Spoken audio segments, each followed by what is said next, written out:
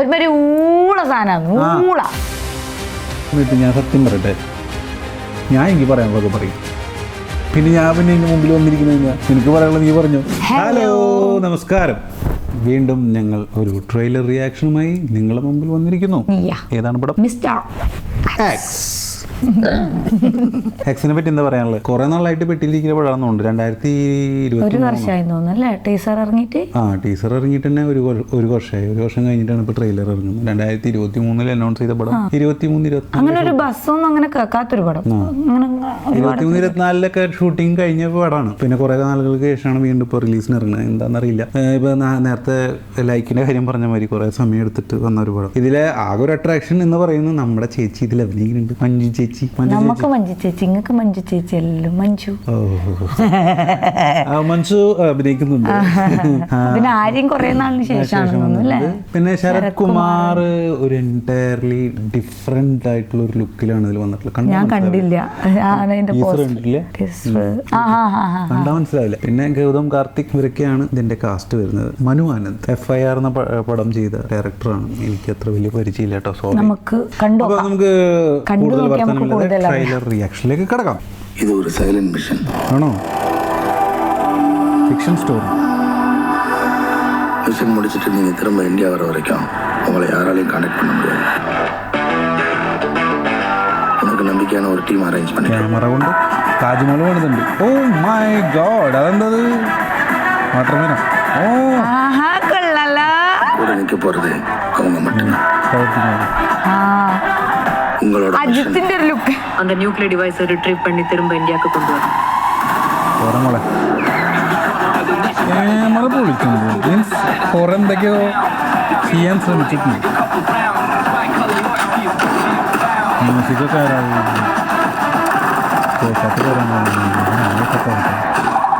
Mission is compromise. உங்களுக்கு ரொம்ப நேரம் இல்லை கௌதம், சீக்கிரம் get out of there. Let's go. நம்மளோட ரஷ்யன் மிஷன் ஃபெயில் ஆனதுக்கு காரணமே இவங்க தான். நம்ம எல்லாரும் பேர்லயும் சார்ஜஸ் எடுத்திருக்காங்க.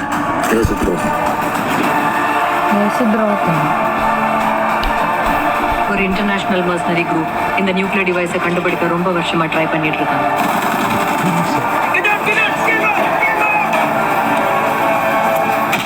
Find this network and stop.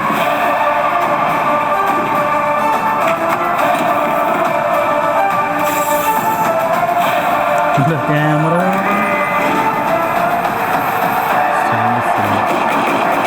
Nuclear energy வச்சு ஒரு எக்ஸ்ப்ளோஷன் பண்ணிட்டாங்கன்னா there's no coming back for any of us. So there is a hack on the system, sir. Let's prepare for a war.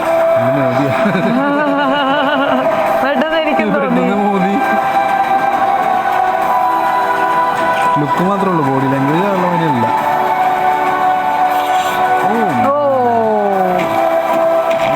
Camera കൊള്ളാട്ടാ. Cinematography കൊള്ളാം. ലുക്കൊക്കെ இதோட விளைவு ஒரு உலக போர்ல தான் போய் முடியும். We are about to start a world war. ഇപ്പൊ കറണ്ട് സിറ്റുവേഷനൊക്കെ വെച്ചിട്ട് കാച്ചാൻ പറ്റിയ സാധനമാണ് ന്യൂക്ലിയർ, മറ്റേ വേൾഡ് വാർ എന്നൊക്കെ പറഞ്ഞിട്ട്. 17-ാം തീയതി. പിന്നെ ഈ എനിക്ക് ഒരു കാണൽ മെറ്റീരിയൽ ആയിട്ട് തോന്നിയില്ല. എനിക്ക് അങ്ങനെ ഇൻട്രസ്റ്റിംഗ് ആയിട്ട് തോന്നിയില്ല. അതിൽ ഓക്കെ ക്യാമറ, സിനിമാറ്റോഗ്രാഫി, പിന്നെ അതുപോലെ തന്നെ എൻ്റെ ഒരു എന്തോ എനിക്ക് ഒരു ക്ലീശയെ പോലെ തോന്നുന്നു. ഇപ്പം പിന്നെ ദുരന്തരൊക്കെ ഇറങ്ങിയിട്ട് ഈ സ്പൈ അങ്ങനെ ഈ ഒരു ടോപ്പിക് ഇപ്പൊ നിൽക്കുന്ന ഒരു ടോപ്പിക് പ്രെഡിക്റ്റബിൾ ആയിട്ടുള്ള ഒരു സ്റ്റോറി ആയിരിക്കാം. അതില് എന്റർടൈൻമെന്റ് എന്ന് പറയുന്നത് ചിലപ്പോൾ ഈ പറഞ്ഞ മാതിരി ആക്ഷൻ കണ്ടിരിക്കാൻ പറ്റും എന്ന് തോന്നുന്നു. പിന്നെ അത് മാത്രമേ എനിക്കൊരു, പക്ഷെ അങ്ങനെയൊന്നും പറയാൻ പറ്റില്ല. നമ്മൾ ഒട്ടും പ്രഡിക്റ്റ് ചെയ്യാത്ത സിനിമയൊക്കെയാണ് ഇപ്പൊ കയറി തിയേറ്ററിലേക്ക്. പിന്നെ എന്താ വെച്ചാല് ചേച്ചി അഭിനയിച്ച പടങ്ങളൊന്നും ഇതുവരെ ബോക്സ് ഓഫീസിൽ വിജയിച്ചിട്ടില്ല. അതുകൊണ്ട് അങ്ങനെ സംഭവിക്കട്ടെ. ആ ഒരു തിരിച്ചുവരവിന് ശേഷം ഒട്ടുമിക്ക പടങ്ങളും ഫ്ലോപ്പ് ആയതുകൊണ്ട് ഇപ്പൊ എന്താണെന്നറിയില്ല. എന്റെ അല്ലേ, ഞാൻ എനിക്ക് പറയാനുള്ളതൊക്കെ പറയും. പിന്നെ ഞാൻ പിന്നെ ഇതിന് മുമ്പിൽ വന്നിരിക്കുന്നത് നിനക്ക് പറയാനുള്ളത് നീ പറഞ്ഞു. പിന്നെ ഇവിടെ വന്നിരുന്നിട്ട് എന്നോട് കണ്ണുറപ്പിച്ചിട്ട് പറയരുതെന്നൊക്കെ. പറയരുതെന്നല്ല, ഞാനും അത് ഇതാക്കുന്നൊന്നുമില്ല. Means even how old are മറ്റേ ഇതിനെല്ലാം ശേഷം ലൂസിഫറും എമ്പുരാനിലും നല്ലതായിരുന്നു. ഓക്കെ, അങ്ങനെ ഒരു ക്യാരക്ടർ എന്ന് പറഞ്ഞു കഴിഞ്ഞാൽ വളരെ അങ്ങനെ കിട്ടണ്ടേ, അങ്ങനെയുള്ള ക്യാരക്ടേഴ്സ് കിട്ടിയാലല്ലാണ്ടായിരിക്കും അഭിനയിക്കാൻ പറ്റുക. ക്യാരക്ടർ അങ്ങനെ കാസ്റ്റിംഗിൽ വരുന്നതൊക്കെ പറഞ്ഞു കഴിഞ്ഞാല് ഒക്കെ ഫ്ലോപ്പാ. അതിപ്പം പണ്ടത്തെ കന്മതവും അതുപോലെയുള്ള സിനിമകൾ എഴുതിയാലല്ലേ അതിൽ പോയി അഭിനയിക്കാൻ പറ്റുള്ളൂ. ചില സമയത്ത് ഞാൻ സത്യം പറയട്ടെ, ഇനിയിപ്പോ ഇങ്ങനെ ഒരു കാസ്റ്റിംഗ് വന്നുകൊണ്ട് ഫ്ലോപ്പായി പോണതാണോ എന്ന് വരെ ഞാൻ ചിന്തിച്ചിട്ടുണ്ട്. എന്താണെന്നറിയില്ല, ആള് വരുന്ന പടങ്ങളൊക്കെ ഫ്ലോപ്പ് ആവുന്നുണ്ട്. പക്ഷെ അങ്ങനെ ഒരിക്കലും ഞാൻ വിചാരിക്കുന്നുള്ളൂ. ഭയങ്കര കാലിബറുള്ള ഒരു ആർട്ടിസ്റ്റാണ്. എനിക്ക് ഭയങ്കര ഇഷ്ടമാണ് മഞ്ജു വാര്യറിന്റെ ആക്ടിങ്ങും എല്ലാം. ആ ഒരു സ്ക്രീൻ പ്രസൻസ് ഒക്കെ എനിക്ക് ഭയങ്കര ഇഷ്ടമാണ്.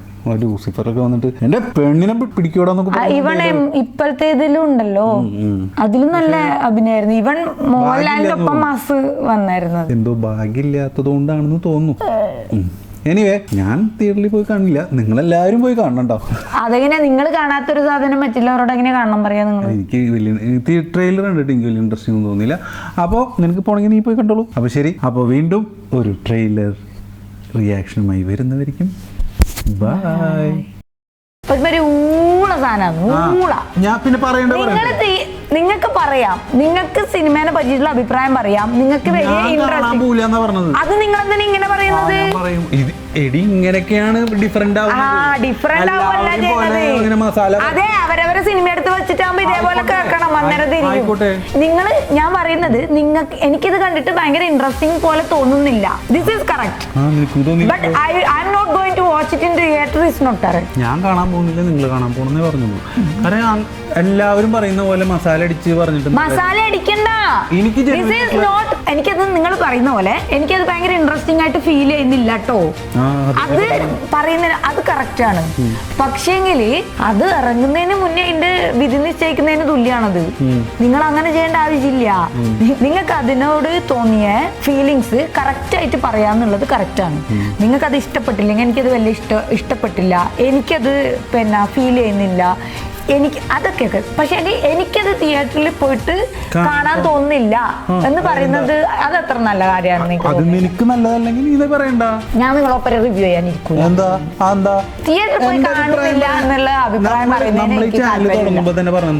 നിങ്ങൾ അഭിപ്രായം പറയണം. നിങ്ങൾ ട്രെയിലറിനെ പറ്റിയിട്ടുള്ള അഭിപ്രായം പറയണം. ട്രെയിലർ കണ്ടിട്ട് സിനിമ കാണാൻ പോണോ വേണ്ടിയോ എന്ന് നിങ്ങൾ പറയണ്ട. നിങ്ങൾ സിനിമ കണ്ട് ഞാൻ കാണാൻ പോകില്ല, അതാ ഞാൻ പറഞ്ഞത്. അങ്ങനെ പറയരുത്, അങ്ങനെ പറയാൻ പറ്റില്ല.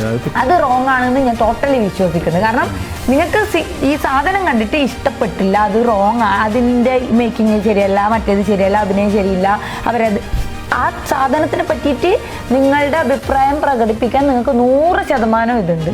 പക്ഷെ നിങ്ങൾ ഈ പറഞ്ഞ തിയേറ്ററിൽ നിങ്ങൾ പോവില്ല എന്ന് പറയുമ്പോൾ നിങ്ങൾ ഒരു പക്ഷേങ്കിൽ ഇപ്പം നിങ്ങളെ അറിയുന്ന 1-2 ആൾക്കാരുണ്ടാവും. ഒന്നും വേണ്ട, നമ്മളെ ഫ്രണ്ട് സർക്കിളിലുള്ള ഒരു 10 ആളുകൾ വിചാരിക്കും. ലിമിനായിട്ട് പോവാത്തൊരു സിനിമ എന്ന് പറയുമ്പോ ഓക്കെ പോണ്ടാന്ന് വിചാരിക്കുന്ന 4 ആൾ ഇതിലുണ്ടാവും. നമ്മളെല്ലാ ട്രെയിലർ റിയാക്ഷൻ എന്താ പറയുന്നത്, നമുക്ക് പടം കണ്ടിട്ട് അഭിപ്രായം പറയാം. ഞാൻ പടം കാണാൻ പോകില്ല, പിന്നെ എന്തിനാ അഭിപ്രായം പറയാം? അതുകൊണ്ട് പറയണ്ടല്ലോ, അത് നിങ്ങൾ മെൻഷനേ ചെയ്യേണ്ട ആവശ്യമില്ല. ഞാൻ പറഞ്ഞത് നിങ്ങളത് മെൻഷൻ ചെയ്യേണ്ട ആവശ്യമില്ല. നിങ്ങൾ പടം കാണാൻ പോവില്ലോ എന്നുള്ളത്. ജെന്യൂൻ റിവ്യൂ എങ്ങനെയാ ജെന്യൂൻ ആവുന്ന വെച്ചാൽ നിങ്ങൾ കണ്ട ട്രെയിലറിനെ പറ്റിയിട്ടുള്ള അഭിപ്രായം പറയുമ്പോൾ trailer is not pulling us to the theater, അത്രേ ഉള്ളൂ.